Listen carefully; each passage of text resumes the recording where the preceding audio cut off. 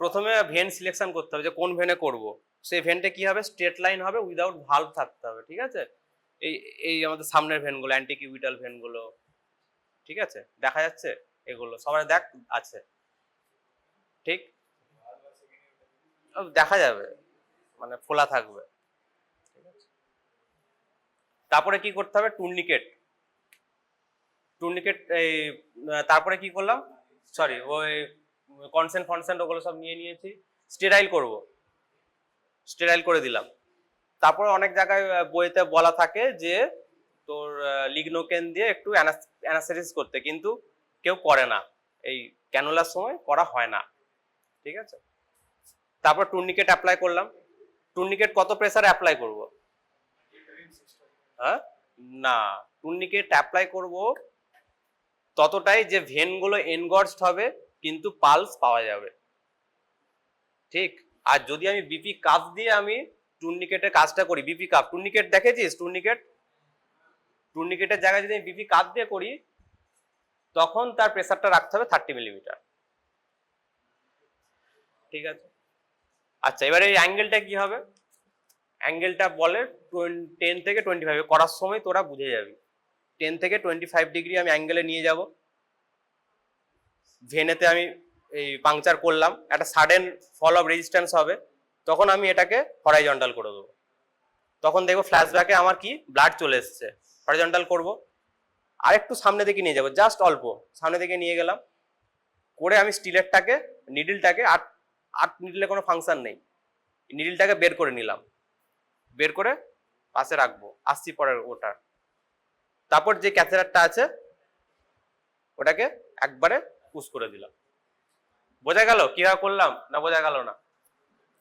প্রথমে কি when selection করলাম, স্টেরাইল করলাম, টুর্নিকেট বাঁধলাম, ভেন এনগর্জ হয়ে গেল, ঠিক। ক্যানুলাটা নেবো, ক্যানুলাটা নিয়ে ভেনের একবারে সামনাসামনি করলাম 10-20 ডিগ্রি অ্যাঙ্গেল, এরকম করে প্লেন যেমন ল্যান্ড করে এরকম করে করে যদি ডবল পাংচার না হয়, ভেনেতে গেল, তাহলে আমার কি করে বুঝবো, ফ্ল্যাশব্যাক চেম্বারে যদি ঠিকঠাক প্রসিডিওরটা হয় লাল হয়ে যাবে, তখন একটু জাস্ট স্লাইটলি আমি সামনের দিকে করব, করে নিডলটাকে বের করে নিলাম, আর তো কাজ নেই, আমার পাংচার হয়ে গেছে। নিডলটাকে এবার যদি আমি নিডল সহ সামনে করি তখন ডিপি হয়ে যাবে, ছিঁড়ে ছাড়ে যাবে ভেনগুলো। নিডলটাকে টেনে বের করে নিলাম, এবার ভেনের ভেতরে তো কিছু নেই, ঠিললেই চলে যাবে, পুশ করে চলে যাবে, হয়ে গেল।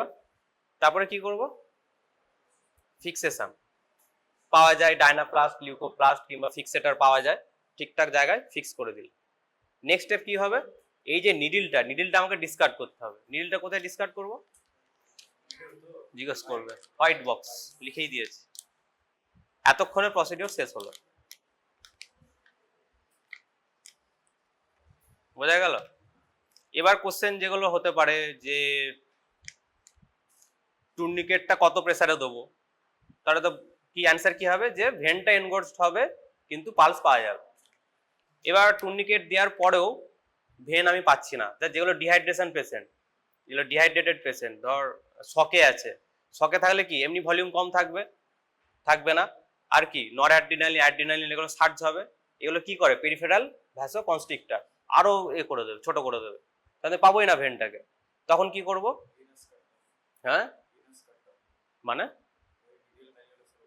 না না স্যার পরে আসছি, তার আগে কি করতে হবে, তার আগে পেশেন্টকে বলতে হবে পাম্পিং করো, হাতটাকে এরকম করো, একটা বল দিয়ে দেওয়া হবে। কারণ কি বলছি, যেগুলো ইন্টারনাল ভেনাস ড্রেনটাকে সুপারফিশিয়াল ভেনে চলে আসবে, যে ভেনে যে ব্লাডটা আছে ইন্টারনাল ভেনে, সেটা পাম্পিং এর মাধ্যমে সুপারফিশিয়াল চলে আসবে, ভেনটা তখন একটু এনগর্জ হয়ে যাবে, না এই পাম্পিং, ঠিক আছে। এরপরও আমি পাচ্ছি না, তখন কি করব, তখন হচ্ছে ইউএসজি গাইডেড বলে, ঠিক আছে, অথবা সেন্টার লাইন এগুলো। আচ্ছা, এবার নেক্সট কোশ্চেন করতে পারে, হ্যাঁ নেক্সট কোশ্চেন করতে পারে যে টুর্নিকেটটা যদি টু টাইটলি বেঁধে দিই অথবা অনেকক্ষণ ধরে বাঁধা আছে, তাহলে আমার প্রবলেম কি হবে। কোশ্চেনটা বোঝা গেছে, কি প্রবলেম হবে, কোনো প্রবলেম হবে না, প্রবলেম হবে, কি প্রবলেম হবে কোশ্চেন বোঝা গেছে তো। টুর্নিকেটটা অনেকক্ষণ ধরে বেঁধে রেখে দিয়েছি, টুর্নিকেট বেঁধে আমি চলে গেছি কোথাও, তারপর আমি করতে এসেছি, কিন্তু জোরে বেঁধে দিয়েছি, কমপ্লিকেশন কি হতো? হ্যাঁ, কি হতে পারে, ইলেকট্রোলাইট ডিসব্যালেন্স হয়ে যাবে, যে ব্লাডটা আমি টানছি পরীক্ষার জন্য পাঠাবো, অনেকক্ষণ ধরে ব্লাডটা স্ট্যাসিস হয়ে যাবে, ঠিক আছে, সোডিয়াম পটাশিয়াম অ্যালুমিন এলডিএইচ এগুলো ভ্যালুগুলো চেঞ্জ হয়ে যাবে, হাইপার ক্যালিমিয়া দেখাবে রিপোর্টে, ঠিক। আচ্ছা, এবার কন্ট্রা ইন্ডিকেশন কোথায় কোথায় করবো না, সব জায়গাতেই করা হয়, এর সেরকম কোনো কিছু কন্ট্রা ইন্ডিকেশন হয় না, কিন্তু কয়েকটা কন্ট্রা ইন্ডিকেশন, যেমন যেই হাতে থ্রম্বোফ্লেবাইটিস হয়েছে, আগে একটা ভেন ছিল, সেখানে কি আবার করবো না। নেক্সট কি হতে পারে, যেটা প্যারালাইটিক লিম, যেটা সেখানে আমি করবো না, এদিকটা স্ট্রোকে প্যারালাইসিস হয়ে গেছে, এই হাতে করবো না। কেন করবো না? কারণ কি, স্ট্রোক হয়েছে, এর সেন্সেশন কম আছে, করে দিয়েছি আমি, এর কম, এই করাটার কমপ্লিকেশন হতে পারে থ্রম্বোফ্লেবাইটিস। থ্রম্বোফ্লেবাইটিস হলে নর্মাল পেশেন্ট বলবে যে আমার ব্যথা করছে, এই করছে, সে কিন্তু বলতে পারবে না, তাহলে সেটা আস্তে আস্তে সিভিয়ার হয়ে যাবে। বোঝা গেল? তাহলে প্যারালাইটিক হ্যান্ডে করবো না। আর একটা কি কোথায় করবো না? পায়ে করবো না। কেন পায়ে করবো না? কারণ এমনি পেশেন্ট যখন ভর্তি থাকে থ্রম্বোসিসের চান্স বেশি থাকে, নড়াচড়া কম করে, হাঁটাচলা কম করে। আমি যদি পায়ে আবার করে দিই, তাহলে সে মোবিলিটিটাকে আমি, সে তার চলাফেরা যতটা করতে চাইছিল আর করতে পারবে না, পালমোনারি এম্বোলিজম, থ্রম্বোসিসের চান্স এগুলো বেড়ে যাবে। এগুলো হচ্ছে রিলেটিভ কন্ট্রাইন্ডিকেশন এগুলো, ঠিক। আচ্ছা, এর কমপ্লিকেশন কি কি হতে পারে? থ্রম্বোফ্লেবাইটিস একটা, আর কি হতে পারে? ভেনের জায়গায় আমি আর্টারিতে করে দিয়েছি। আর্টারির প্রেসার কি, ভেনের প্রেসার মোটামুটি ওই 30-40 ওই মতো থাকে, আর আর্টারি কি 120-130, তাহলে কি সঙ্গে সঙ্গে এটা জায়গাটা হেমাটম হয়ে যাবে, আমাকে প্রেসার দিয়ে রাখতে হবে। করে দিলাম, করে পালিয়ে গেলাম, কিন্তু হবে না যতক্ষণ না হেমোস্ট্যাসিস হচ্ছে, ওগুলো ভুল হতে পারে, ঠিক আছে। তারপরে কি হতে পারে, আর কি হতে পারে, যেটা বললাম ডাবল পাংচার হতে পারে, করে ডাবল পাংচার হয়ে গেছে, খেয়াল করেনি, আবার 10 ml স্যালাইন দিয়ে সেটাকে পুশ করেছে, এই জায়গাটা ফুলে যাবে, ইন্টারস্টিশিয়াল ফ্লুইড চলে আসবে, কম্পার্টমেন্ট সিনড্রোম হতে পারে, ঠিক আছে। আর কি, আর এতে আর কারো কোনো কোয়ারি, আর কার কোনো কোয়ারি? আইভি ক্যানুলাটা 3-4 দিন, যেমন পেশেন্টের যদি থ্রম্বোফ্লেবাইটিস হয় তাহলে তার আগে আমাকে চেঞ্জ করে দিতে হবে। আর যেটা মনে রাখতে হবে, এই যে এই তোর সাইজটা, গেজ, ঠিক। কোনো কোয়ারি আছে কারো কোনো?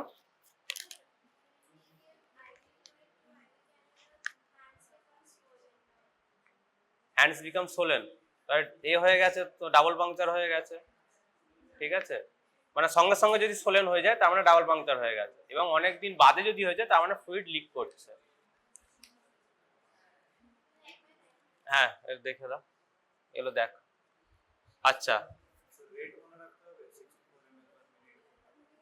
রেট তো চেঞ্জ করতে পারি, আমি আমার মতো রেট সেট করতে পারি, না অত দরকার নাই। হ্যাঁ, হ্যাঁ খুলে দেখো, না খোলা একটা আছে, সিস্টারদের কাছে খোলা আছে, ওটা খুলবে, এটা খুলতে হবে।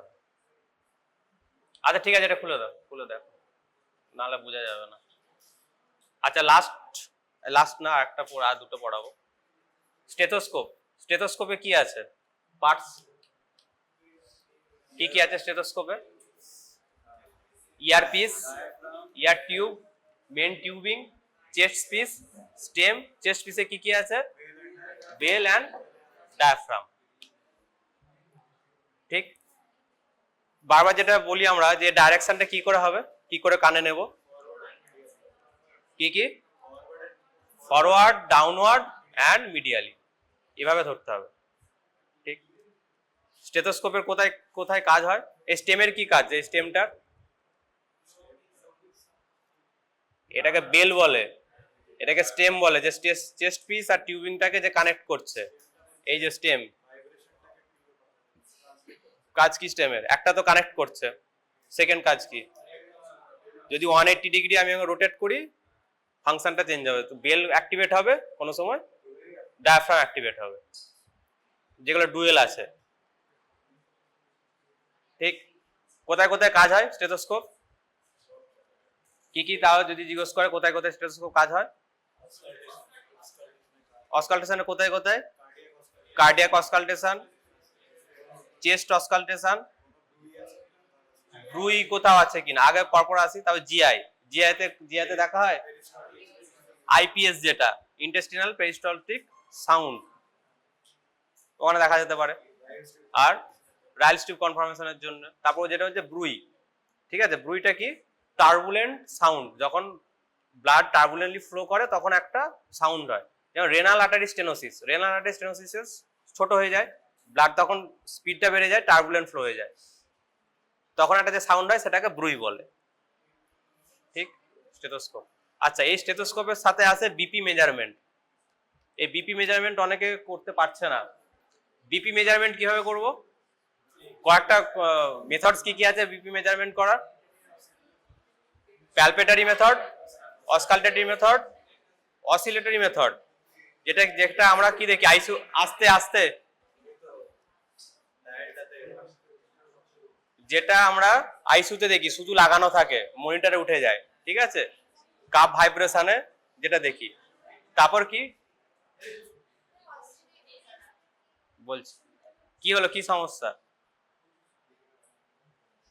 আচ্ছা, তারপর কি ডাইরেক্ট মানে ইনভেসিভ মেথড, ইন্ট্রাআর্টেরিয়াল আমি একটা প্রসিডিওর করে মাপতে পারি।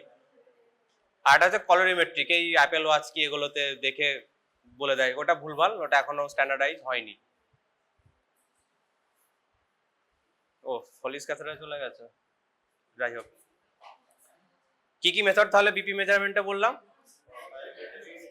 প্যালপেটারি মেথড, অসকালটেটরি মেথড, অসিলোমেট্রি মেথড আর ডাইরেক্ট। এবার কিভাবে বিপি কি প্রসিডিউর আছে বিপি মেজার করার আগে? অনেকে মানে কি আছে, প্রথমে কি হবে, প্রথমে কি হয়, মানে কয়েকটা টার্ম আছে, white coat hypertension, masked hypertension, nocturnal hypertension. কোনটা কি? হোয়াইট কট মানে ডাক্তার দেখলেই প্রেসার বেড়ে যায়, অনেকে ভুল রিডিং দিচ্ছে, দেখি সে সারা জীবন ওষুধ খাচ্ছে, আবার বাড়িতে গেলে বিপি ফল হয়ে যাচ্ছে। আর এটা কি মাস্কড হাইপারটেনশন, যেটা খুব খারাপ। মাস্কড হাইপারটেনশন মানে তার প্রেসার আছে কিন্তু যখন চেক করতে আসছে সেটা কমে যাচ্ছে, মাস্কড হাইপারটেনশন, ঠিক। আর এটা কি? Nocturnal hypertension. নকটার্নাল হাইপারটেনশনটা কি জিনিস আমরা সবাই জানি, আমরা যখন রাত্রেবেলা ডিউরিং স্লিপ হার্ট রেট ফল করে, বিপিও ফল করে, কিন্তু অনেকে সেটা বেড়ে যায়, ওই জন্য বেশিরভাগ স্ট্রোক আর্লি মর্নিং হতে পারে, মানে হয় কি হতে পারে। এটা হচ্ছে নকটার্নাল হাইপারটেনশন। আর কি আছে? Office BP, home BP. Office BP মানে যখন আমি ডাক্তারের কাছে মাপছে, সেটা হচ্ছে অফিস বিপি, ঠিক। আর এটা হচ্ছে হোম বিপি, সেটাকে এই অফিস বিপিতে কি হতে পারে? হোয়াইট কট হাইপারটেনশন, সেটাকে রুল আউট করার জন্য আমি হোম বিপিতে মাপছি। হোম বিপি কি নকটার্নাল হাইপারটেনশনটা ধরতে পারবে? আর রাত্রেবেলা তো জেগে পেশেন্ট উঠে আপনার বিপিটা দেখি, সেরকম তো হবে না। তো ওই জন্য কি হলো, ABPM, ambulatory blood pressure monitoring, 24 hourly পেশেন্টের এখানে থাকবে। বোঝা গেল? এবার যদি আমি অফিস বিপি মেজারমেন্টে আসি, অফিস বিপি মেজারমেন্টের এই প্রসিডিওরটা করার আগে কয়েকগুলো আমাকে রুলস ফলো করতে হবে। কি রুলস ফলো করতে হবে? প্রথমে লাস্ট 2 ঘন্টায় স্মোক করবে না, ডাক্তার না, পেশেন্ট, ঠিক আছে। পেশেন্ট স্মোক করবে না, চা খাবে না, লাস্ট 4 ঘন্টায় অ্যালকোহল নেবে না, ঠিক। পেশেন্ট এলো, এসে পেশেন্ট বসবে। কতক্ষণ বসবে? মিনিমাম 5 মিনিটস বসবে। কিভাবে বসবে? পা ঝুলিয়ে বসবে, হাত পাশে, পা ঝুলিয়ে বসবে। 5 মিনিট বসলো, তারপরে তখন আমি মেজার করব, কথা বলবে না। কে কথা বলবে না? দুজনেই কথা বলবে না, ডাক্তারও কথা বলবে না, পেশেন্টও কথা বলবে না। কারণ কি? যদি ডাক্তার কথা বলে, পেশেন্টের কান তো খাড়া আছে, সঙ্গে সঙ্গে একটা চেঞ্জ আসবে, দুজনেই চুপ থাকবে, ঠিক।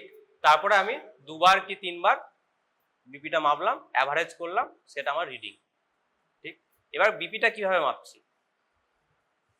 বিপি কিভাবে মাপবো? প্রথমে আমি কি করব? প্যালপেটারি মেথড। প্যালপেটারি মেথডে আমি দেখলাম কখন পালসটা চলে গেল, ঠিক। কাফ পে করলাম, প্যালপেশন করছি, রেডিয়াল পালস, বিপি কাফ ফোলাচ্ছি, যখন দেখলাম চলে গেল তার থেকে আরো 20 একটু বাড়িয়ে দিলাম। তারপর আস্তে আস্তে ডিফ্লেক্ট করব, করে যেটা পেলাম আবার পালসটা পেতে শুরু করলাম, সেটাকে কি বলে? Systolic blood pressure. এখানে কি ডায়াস্টোলিক ব্লাড প্রেসার পাওয়া যাবে? পাওয়া যাবে না। ঠিক, আমি জেনে নিলাম যে কালপেটারি মেথডে কত। এবার আমি স্টেথো নিয়ে আসবো, অসকালটেটরি করবো। আমি পেয়ে গেছি যে 120 কি 130 কি 136, ওর আবার 10 কি 20 আমি বাড়াবো, বাড়িয়ে সেম আমি ডিফ্লেট করব। কত রেটে ডিফ্লেট করব? 2 মিলিমিটার পার সেকেন্ড। যদি আর্ট্রিয়াল ফিব্রিলেশন থাকে তাহলে আরো কম, ঠিক আছে? 2 মিলিমিটার পার সেকেন্ড আমি ডিফ্লেশন করব করে ফার্স্ট কটক 1 যে সাউন্ডটা পাবো সেটা হচ্ছে সিস্টোলিক ব্লাড প্রেসার, তারপরে কটক 4 অথবা 5 সেটা ডায়াস্টোলিক ব্লাড প্রেসার। বোঝা গেছে? আচ্ছা, এবার যে হাইপারটেনশন থেকে যেটা ধরে যে রিসেন্ট ইউরোপিয়ান সোসাইটি যে হাইপারটেনশনে আছে, কাকে বলে? নরমাল কত? অপটিমাল একটা আছে বিলো 120, এবার নরমাল কত? নরমাল উইথ হাই নরমাল, একটা নরমাল থাকে একটা হাই নরমাল থাকে, টোটাল হচ্ছে 120 থেকে 139 অ্যান্ড অর ডিবিপি হবে কত? 80 থেকে 89। নরমাল প্লাস হাই নরমাল দুটোই বলছি, ঠিক আছে? এবার হবে stage 1 hypertension. Stage 1 hypertension SBP কত হবে? 140 থেকে 159, ওই 20 করে করছে, ঠিক আছে? 140 থেকে 159, আর এখানে ডিবিপিটা হবে 10 করে, 90 থেকে 99, ঠিক? স্টেজ 2 হাইপারটেনশন, স্টেজ 2 হাইপারটেনশন কি? 160 থেকে 179, 20 করে হচ্ছে, আর এখানে 100 থেকে 109। স্টেজ 3, স্টেজ 3 অ্যাবাভ 180, এর অ্যাবাভ 110, আর সম্ভব হচ্ছে না, এবার অ্যাবাভ করে দিয়েছে, ঠিক? আর একটা যেটা হয় আইসোলেটেড সিস্টোলিক ব্লাড প্রেসার, মানে না 140 বেশি হবে আর ডিবিপি তোর নর্মাল হবে।